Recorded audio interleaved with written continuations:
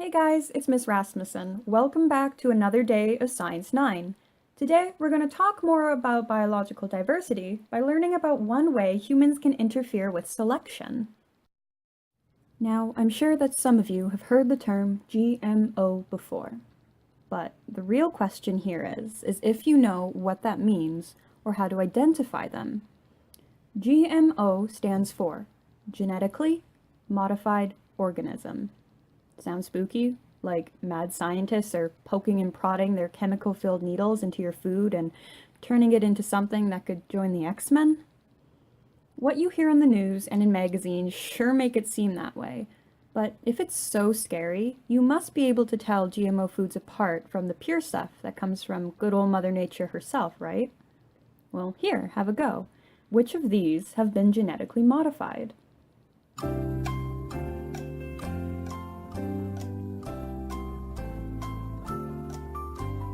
Did you guess the salmon? You'd be right.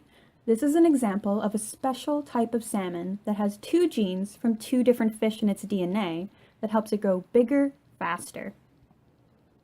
How about tomatoes? Nope. There is actually no such thing as a GMO tomato. We only get the original. What about the popcorn? You know, the one that says right on the bag, GMO free? Well, it actually depends on your definition of what a GMO is, but in my books, and in a lot of others, it would technically be considered a GMO because of the corn. Surprised?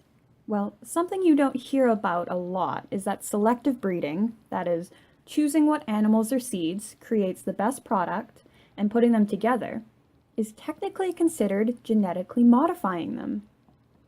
That's right, most of your friendly neighborhood farmers are responsible for the GMOs in your stomach. And they have been for a very, very, very long time. Humans have been selectively breeding for thousands of years. How do you think we went from wolves to chihuahuas? You take the animals with the traits that you want and breed them together, and eventually their kids are going to start looking more and more like the end product that you want. The same goes for plants. Choosing what crops to pollinate together creates a crop with different genes than either of the parents. So you have changed or modified the genes of the organism.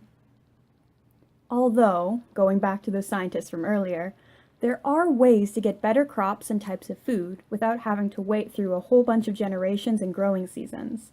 So, scientists have learned how to take genes from one animal or fruit, or reorganize what's already there, and put it into another to make it grow faster, bigger, or in a certain way, like the special salmon from earlier.